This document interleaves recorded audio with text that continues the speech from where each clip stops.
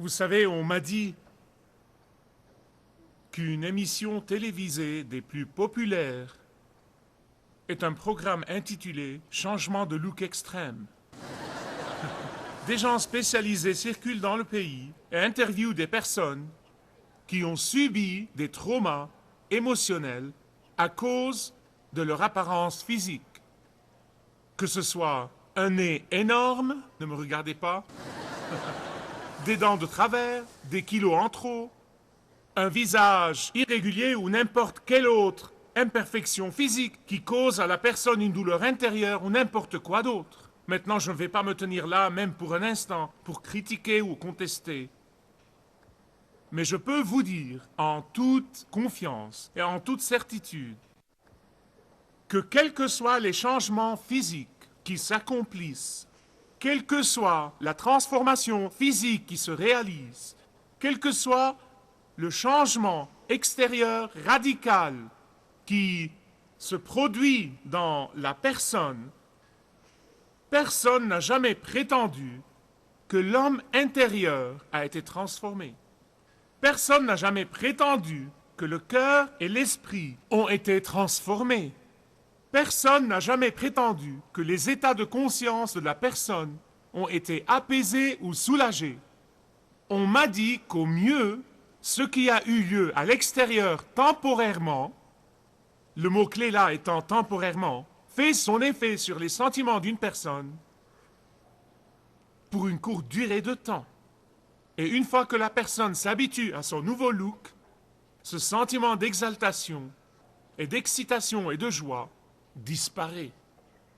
Eh bien, aujourd'hui, je veux vous parler d'un vrai changement de look extrême. Le vrai changement de look. Un changement de look qui change entièrement aussi bien l'intérieur que l'extérieur. Un changement de look extrême qui transforme radicalement non seulement le mortel, mais aussi l'éternel. Un changement de look extrême qui change aussi bien l'état d'esprit que l'état du corps.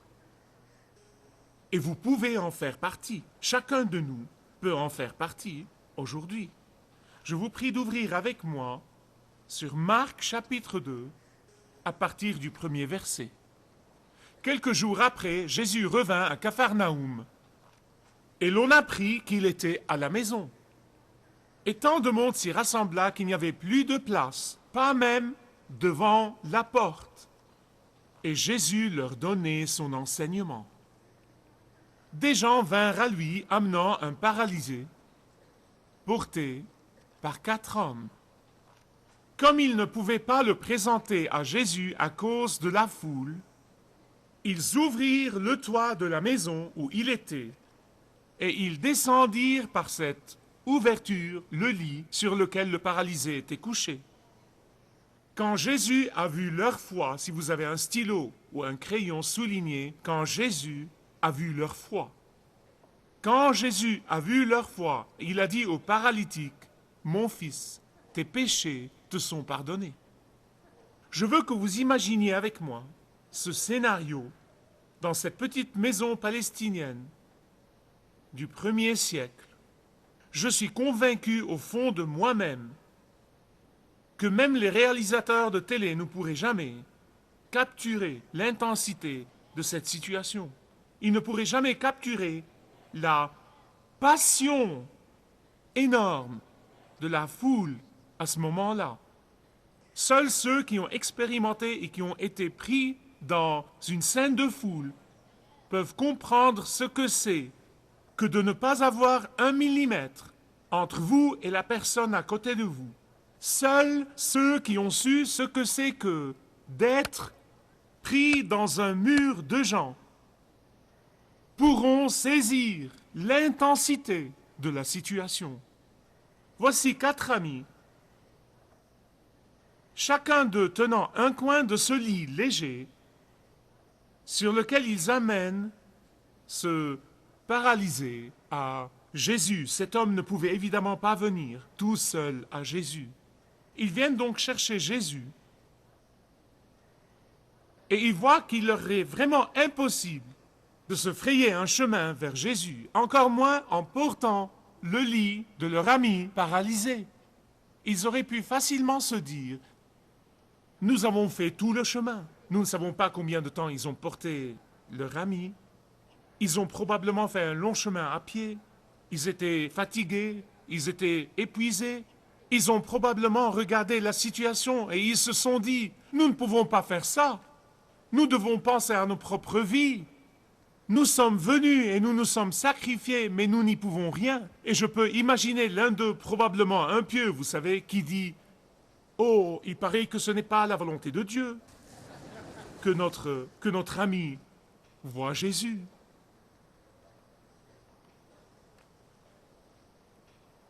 Et vous savez quoi? Ils auraient pu trouver n'importe quelle excuse et aucun de nous ne les aurait blâmés.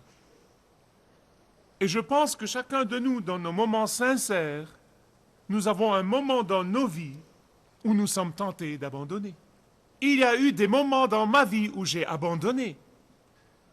Quand vous priez pour une chose, quand vous savez dans votre cœur et dans votre pensée et dans votre esprit que vous priez selon la volonté de Dieu, que vous priez conformément à la parole de Dieu, et quand Dieu ne répond pas à votre prière, à votre rythme, vous abandonnez. Vous savez, c'est pourquoi des gens comme George Muller ont été un défi pour moi tout au long de ma vie chrétienne. Il priait pour des choses et Dieu répondait à ses prières quelques minutes plus tard. Il dirigeait un orphelinat à Bristol en Angleterre. Et un jour, à l'orphelinat, tous les enfants étaient affamés au petit déjeuner et il n'y avait absolument rien à manger. Et il a dit, les enfants, nous allons remercier Dieu pour la nourriture. Et ils se sont tous regardés, se sont dit, de quoi parle-t-il?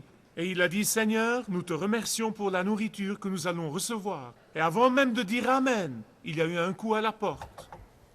Quelqu'un a dit, c'est un laitier, il a dit, ma voiture est tombée en panne et j'ai tout ce lait qui se perd inutilement. En avez-vous besoin? Quelques minutes plus tard, un boulanger vient frapper à la porte. Il a dit, notre Seigneur m'a réveillé tôt le matin, il m'a demandé de cuire une fournée supplémentaire pour vous. Avez-vous besoin de pain? Et ils ont eu, ce matin-là, un petit déjeuner extra. Et pourtant, cet homme de Dieu, l'un de mes héros, avait prié de tout son cœur pour le salut de son ami. Pour 23 ans. 23 ans! Franchement, qu'en pensez-vous? 23 ans, il n'a pas douté, pas un seul instant, que le Père Céleste allait sauver son ami. Et la plupart de nous refusent d'attendre 23 jours, ou même 23 heures. Si Dieu ne répond pas, nous abandonnons, nous laissons tomber, c'est terminé. Nous ne savons pas grand-chose sur ces quatre, nous savons vraiment peu de choses à leur sujet. Nous ne savons pas leur nom, nous ne savons pas d'où ils sont, nous ne savons pas leur profession, nous ne savons pas leurs convictions religieuses, nous ne savons pas leurs origines familiales, nous ne savons pas grand-chose, mais vous savez, Jésus a fait une déclaration qui en dit bien long sur leur foi. Maintenant, laissez-moi résumer sa déclaration en 2 points. Leur foi en Jésus-Christ était inconquérable par les circonstances. Deuxièmement, leur foi en Jésus-Christ leur a donné l'inattendu. Leur foi en Jésus-Christ était invincible. Ces 4 amis étaient déterminés à amener leur ami aux pieds de Jésus. Advienne que pourra. Ils savaient au fond d'eux-mêmes que si leur ami paralysé pouvait venir à Jésus, Jésus s'occuperait du reste. Ils savaient que Jésus seul pouvait répondre à ses besoins les plus désespérés, que Jésus seul pouvait faire le vrai changement de look extrême. Je me demande combien de nous ont ce genre de foi au profit des autres, au profit du royaume de Dieu, au profit de l'œuvre de Dieu, au profit de la gloire de Dieu. Ainsi, ils n'ont pas permis aux difficultés de les arrêter. Ils n'ont pas permis à tous les obstacles de les entraver. Ils n'ont pas permis à l'incertitude de la situation de les dissuader. Ils n'ont pas permis que leur foi soit vaincue. Ils n'ont pas permis que leur foi s'incline devant les circonstances. Ils sont donc montés sur le toit. Dans les anciennes maisons de l'ancien Palestine, la plupart des escaliers étaient à l'extérieur de la maison. Ils sont donc montés et ils sont arrivés au toit. Ils savaient exactement où était Jésus. Pouvez-vous imaginer que quelqu'un descende quelque chose juste là, au milieu d'une réunion? Non, mais voilà Jésus qui enseigne la parole et tout d'un coup, ce lit atterrit juste devant lui. Je veux que vous regardiez avec moi le verset 5 de Marc chapitre 2. C'est le verset clé ici. Voyant leur foi, Jésus dit au paralysé couché sur son lit, « Tes péchés te sont pardonnés. » Nous ne savons pas vraiment grand-chose sur cet homme paralysé. Nous ne savons rien de lui, nous ne savons rien sur sa foi. Jésus n'a jamais fait allusion à sa foi, il a parlé de la foi de ses 4 amis. Et je ne veux pas que vous manquiez ça. Ne manquez pas ce que je vais vous dire. Chaque fois que vous et moi nous amenons quelqu'un au Christ, il est très probable que cette personne ne comprenne pas ce qui arrive. Il est très probable que cette personne ne soit pas capable d'exprimer réellement son besoin désespéré de guérison et de pardon. Cette personne ne peut pas comprendre la majesté de la grâce de Dieu que vous et moi avons expérimenté dans nos vies. Il ou elle ne peut pas savoir que vous exercez la foi en fait à son profit. Mais Dieu sait et c'est tout ce qui compte. Jésus savait et c'était tout ce qui comptait. Ces 4 hommes n'ont pas évangélisé. Ils n'ont pas saisi l'homme par les revers de sa veste pour lui dire « Repens-toi, pécheur !» Non, ils n'ont rien fait de tout ça. Ils n'ont pas dit, ces 4 hommes n'ont pas dit à leur ami « Tu dois passer par plusieurs étapes pour arriver à Jésus. » Non, non. Ces 4 hommes ne savaient pas, ils ne savaient probablement pas beaucoup de choses eux-mêmes, mais ils savaient une seule chose, et cette seule chose était assez pour Jésus. Que savait-il? Écoutez-moi bien, que savait-il? Ils savaient que s'ils pouvaient amener leur ami à Jésus, Jésus s'occuperait du reste. Que s'ils amenaient leur ami à Jésus, sûrement que Jésus lui ferait un changement de look extrême. Voilà pourquoi, deuxièmement, leur foi en Jésus-Christ leur a donné l'inattendu. Leur a donné l'inattendu. La plupart des gens considèrent la foi comme une foi aveugle, et c'est comme ça qu'ils en parlent. Certains considèrent la foi comme un grand risque, où nous ne savons pas, nous ne comprenons pas, mais nous avons la foi. Non, non, non. Certains parlent de la foi comme quelque chose de mystique. Non, mes bien-aimés, écoutez-moi, notre foi n'est pas du tout comme ça. En réalité, notre foi s'appuie sur la connaissance. La foi s'appuie sur la raison. En fait, la connaissance est l'échelle sur laquelle la foi prend de la hauteur. La connaissance est le tremplin sur lequel la foi saute plus loin. Et ces 4 hommes-là, leur foi se basait sur la connaissance de qui Jésus est. Elle se basait sur la connaissance du caractère de Jésus. Elle se basait sur la connaissance de l'identité de Jésus. Elle se basait sur la connaissance de la fiabilité de Jésus. Maintenant, une chose est sûre, ils ne s'attendaient pas à un double miracle. Néanmoins, ils avaient complètement, sans l'ombre d'un doute, confiance en Jésus. Écoutez-moi bien sur ce point. Quand vous amenez un ami à Jésus, vous pouvez être sûr que Jésus s'occupera du reste. Quand vous faites votre devoir, vous ne devez pas vous inquiéter, vous ne devez pas vous tourmenter. Faites confiance à Jésus. Et c'est ce que ces quatre ont fait. Si vous amenez quelqu'un à Jésus, vous saurez ce que Jésus va faire. Nous devons juste l'amener à Jésus. Et vous savez quoi? Jésus vous surprendra toujours en faisant beaucoup plus que ce que vous attendez ou imaginez. Vous savez pourquoi? Parce que votre foi absolue en Jésus, toujours, et non pas parfois, non pas de temps en temps, toujours, honore Jésus. Vous dites, eh bien, j'ai la foi, je crois. Laissez-moi vous demander, qu'avez-vous fait dernièrement pour témoigner de votre foi? Foi inébranlable, foi invincible. Qu'avez-vous fait la semaine dernière, le mois dernier, l'année dernière, pour témoigner de votre foi invincible? Posez-vous cette question et n'abandonnez pas avant de trouver la réponse. La foi en Jésus honorera toujours Jésus. Je veux vous avouer une chose, il y a des moments où je prie pour des choses.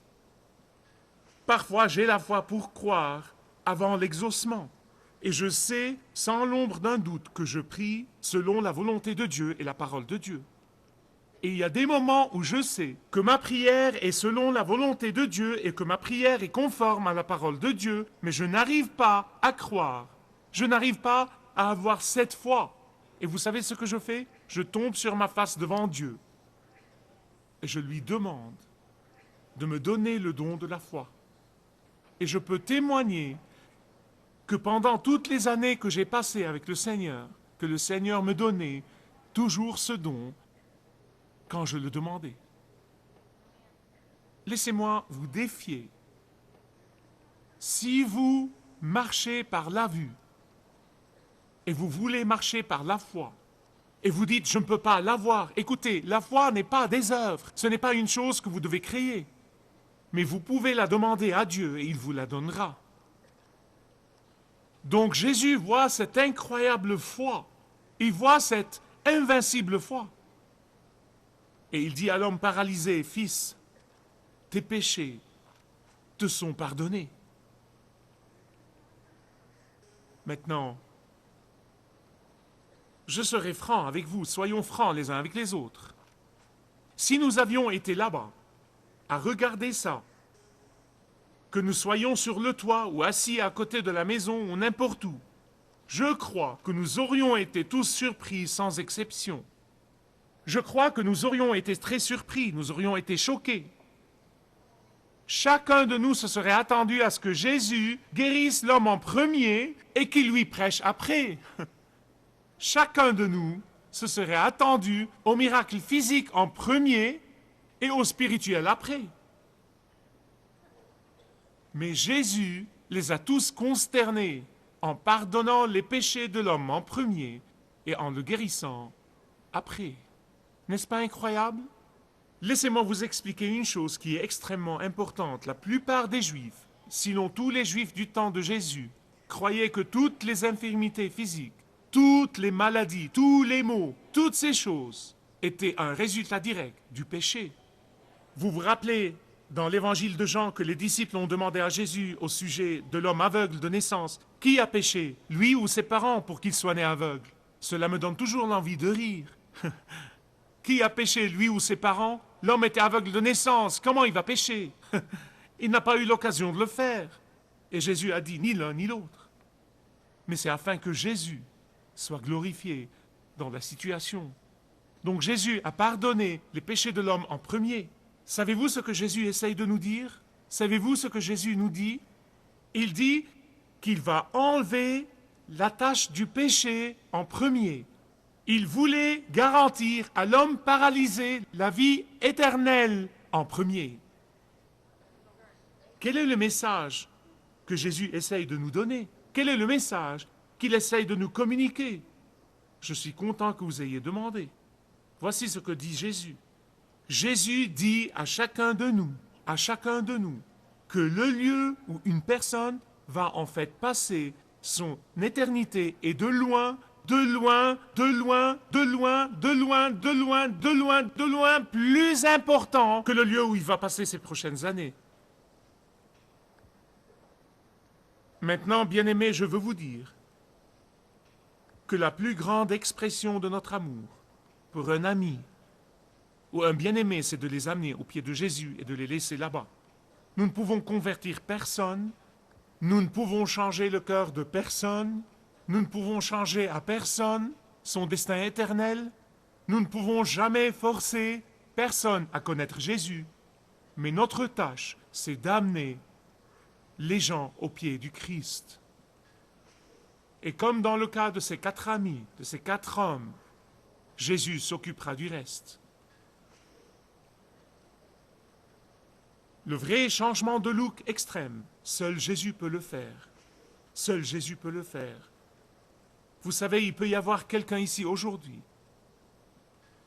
dans cette église, dans cette réunion, qui a été invité par un ami, qui a été amené par un ami qui non seulement vous a invité, mais un ami qui s'occupe de vous, qui vous aime, un ami qui a prié pour vous. Écoutez-moi, Jésus veut annuler votre dette de péché aujourd'hui. Il veut vous l'annuler. Aujourd'hui, Jésus veut que vous sachiez que quand vous venez à lui, il vous pardonne tous vos péchés. Il vous purifie, il vous rétablit, il vous guérit.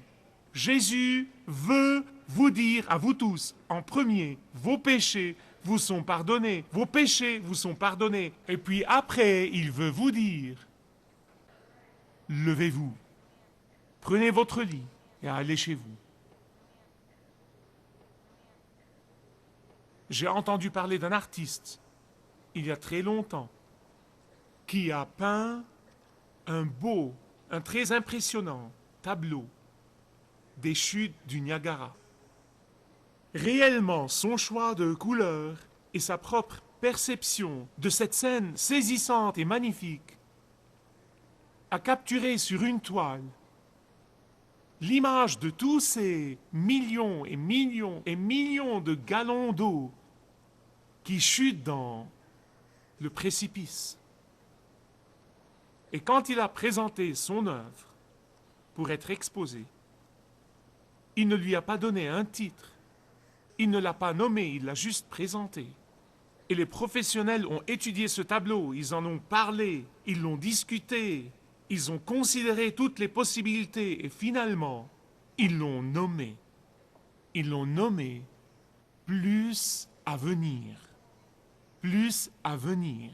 Que c'est bien choisi. Que c'est bien choisi. Pendant les milliers d'années où les chutes du Niagara ont rugi et ont rugi avec le bruit assourdissant de toutes ces eaux qui se fracassent sur le bord et déferlent sur les rochers. Et pourtant, pendant tout ce temps, elles n'ont jamais été à sec. Jamais été à sec. Jamais taries. Plus d'eau à venir. Plus d'eau à venir. Et j'ai pensé à ça. Et j'ai pensé à Marc chapitre 2, à ce que Jésus a fait là. C'est en effet une image. Ce tableau serait une image de ce qu'a fait Jésus et de ce que fait Jésus aujourd'hui dans la vie de celui ou celle qui tombe à ses pieds. Sa grâce, plus à venir. Sa grâce vous pardonne tous vos péchés, vous garantit le ciel, plus à venir.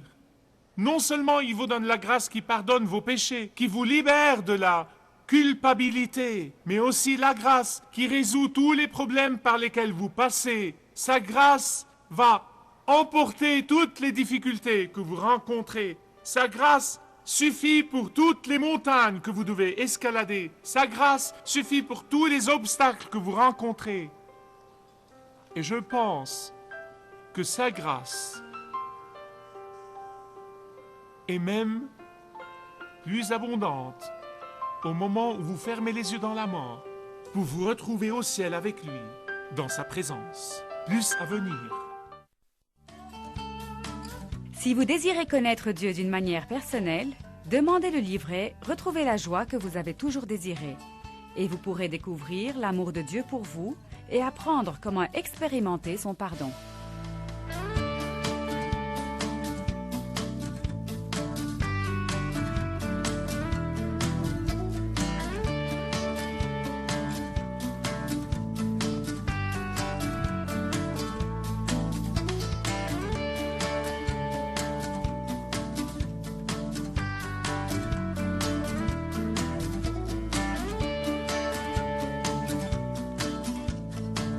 Si vous avez une relation personnelle avec Dieu et vous êtes intéressé à marcher plus intimement avec lui, demandez le livret « 7 pas sur le chemin de la foi » qui vous guidera dans une relation plus profonde avec votre Père Céleste. Demandez votre livret gratuit.